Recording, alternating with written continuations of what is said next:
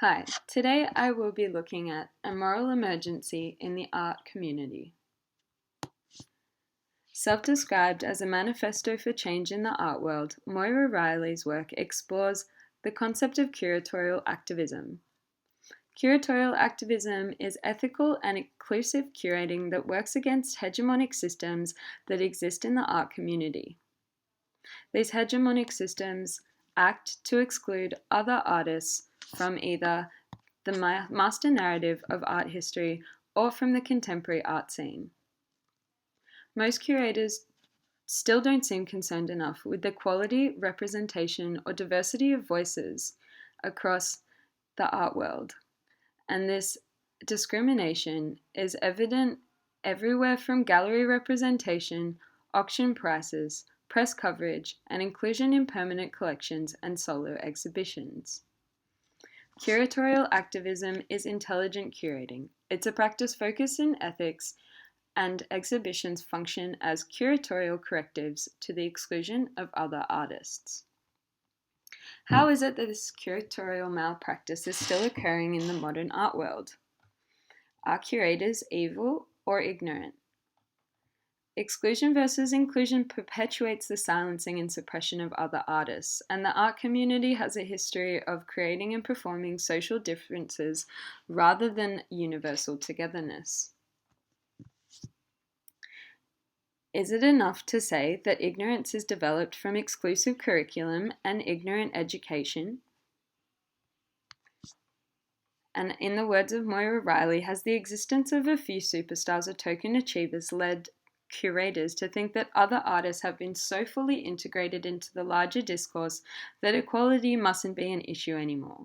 How do we fight against such cognitive dissonance, or dare I say, ignorance?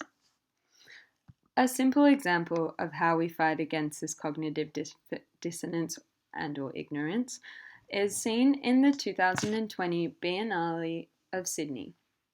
Curated by the Indigenous artist Brooke Andrew and titled Niran, and meaning edge, a word from Brooke's mother nation, the Wiradjuri people of Western New South Wales.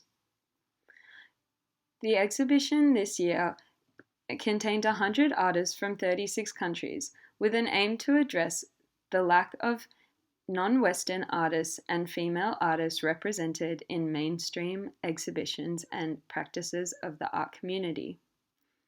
This is a move towards addressing the exclusive curating of art, including others, and highlighting exposure at the heart of importance for other artists. But there are still major issues in the mainstream curatorial practices today, and this is just a beginning step towards a shift in balance of inclusion for other artists. How can we get mainstream non-activist curators to think about gender, race, and sexuality, to understand that these are persistent concerns that require action? How can we get them to recognize, accept, and acknowledge that there is indeed a deep-seated inequality that needs addressing? How can we elicit sympathy to the point of action? My complex example potentially answers some of these questions, but in a different sphere. The digital application of curatorial activism is something that we need to consider moving forward. Virtual Protesting 101 by Manassaline Coleman in June 2020 was in response to the Black Lives Matter movement. The employment of social media to communicate messages of the movement had to consider the way that Instagram algorithm works as a curator of the digital space to suppress and hide messages from certain groups. Manassaline Coleman encouraged and created Instagram protest art, connecting art and politics, and with her post reached 2.1 million people in June. Imagine how many that has reached now. Using the algorithm that curates Instagram feeds to the advantage of the suppressed, these images were designed for sharing to reach the targeted audience, which went beyond those in the community, and to reach the oppressors outside of the usual algorithm.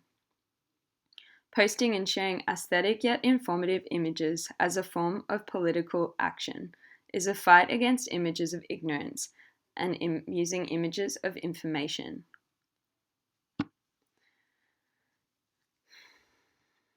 This digital application of curatorial activism highlights the political implication of exposure and recognition. It also highlights the way that new communities birth from the exclusion of others.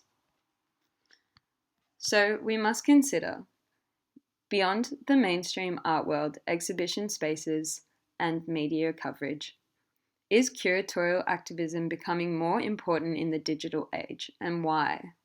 What are the cultural and political implications of curating in digital spaces? Is digital art free from the restrictions of curators and empowered with the ability to encourage curatorial activism in new ways?